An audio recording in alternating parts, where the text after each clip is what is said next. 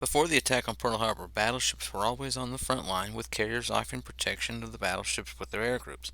But after Pearl Harbor, with most of the Navy's battleships sunk or disabled, the Navy attempted the same strategy as the Japanese and began deploying carriers to the front lines. At first, it took some time and practice to be able to use our carriers effectively in combat.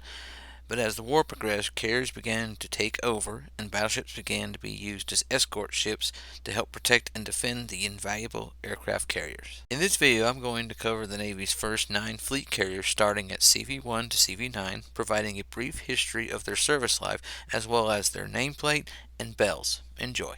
Langley CV1 was the Navy's first aircraft carrier, converted in 1920 from a collier named Jupiter, who was the first surface ship propelled by electric motors, and renamed Langley after Samuel Langley, who was an American aviation pioneer. The Navy learned from its experiences on Langley how better to park and launch aircraft more quickly.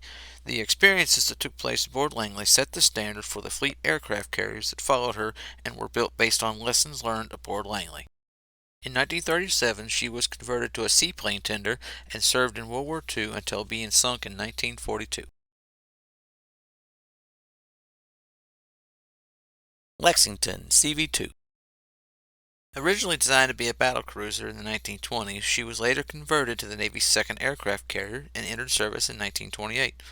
Assigned to the Pacific Fleet, where she remained for her entire career and helped develop and refine carrier tactics before World War II. Named after the Battle of Lexington that took place on April 19, 1775, and the fourth ship to bear the name, she once helped supply power to Tacoma, Washington in late 1929, early 1930, using her own turboelectric propulsion system.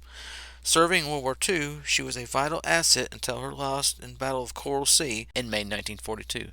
Unfortunately, her bell sank with the ship, so here are some of the last pictures where the bell can be seen.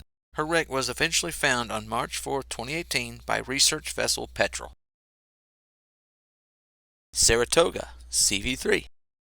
Originally designed to be a battlecruiser in the 1920s, she was later converted to become the Navy's third aircraft carrier and entered service in 1928. Named after the Battle of Saratoga that took place on October 17, 1777, and the fifth ship to bear the name. She was assigned to the Pacific Fleet and remained there for her entire career, where she racked up an impressive service record, surviving 2 torpedo hits and even survived the war, only to be sunk as a target ship for nuclear weapons tests at Bikini Atoll in 1946, along with many other World War II ships. Ranger CV4.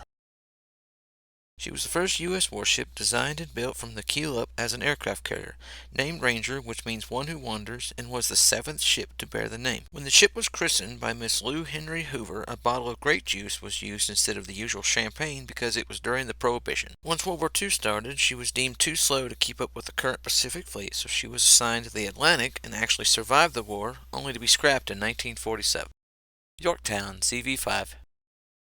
Named after the Battle of Yorktown, which occurred in September-October 1781, and the 3rd ship to bear the name. She was the lead ship of the Yorktown-class carriers, designed on the basics of lessons learned from operations with the Lexington-class carriers and Rangers.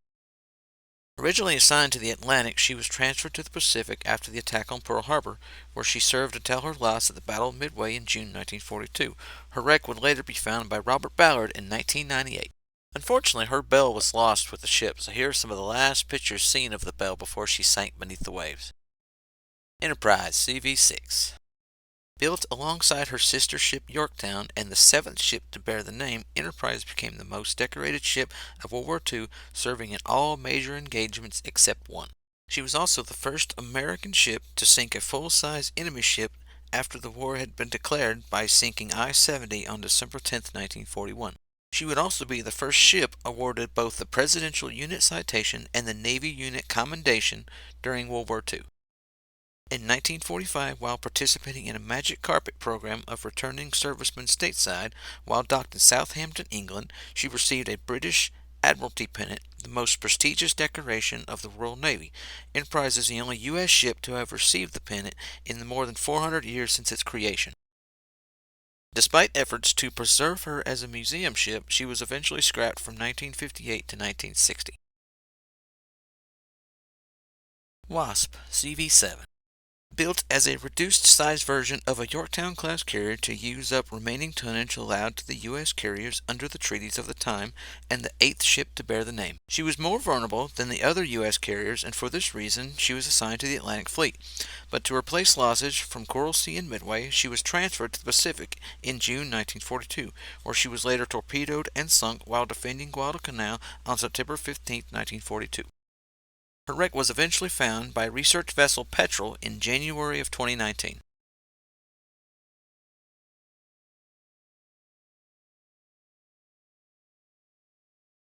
Hornet CV8.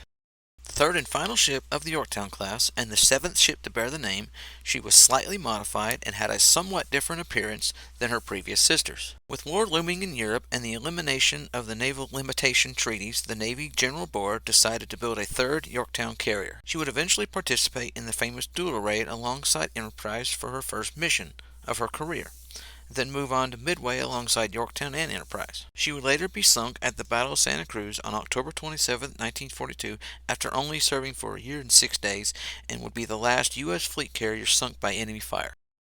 Her wreck would eventually be found in January 2019 by research vessel Petrel. Essex CV9.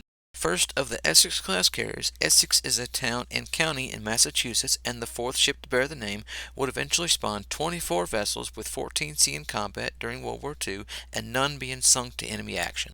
The Essex class carriers were the backbone of the U.S. Navy from mid-1943 onward, with several serving in Korea and Vietnam after being slightly modified to handle the faster and heavier aircraft, with one even serving until 1990 as a training carrier. Of the 24 ships built, there are currently 4 preserved as museum ships, which include Yorktown CV10 in South Carolina, Intrepid CV11 in New York, Hornet CV12 in Alameda, California, and Lexington CV16 in Corpus Christi, Texas. Thank you so much for watching this video. Hope you all enjoyed it. This is one video I've wanted to do for quite a while now, and definitely took a lot of time to prepare, which included building all the models myself, replicating their different camouflage schemes, and lots of research. Thank you so much for watching, and God bless. If you enjoy this video, please like, share, and subscribe, and of course, comments are always welcome. I taught myself how to build 3D models, figured this was a good way to show off my hard work and reveal the carriers that won World War II. And if you would like to learn more information on the Yorktown class carriers, please check out my group on Facebook, simply titled Yorktown Class Carriers. Thank you so much.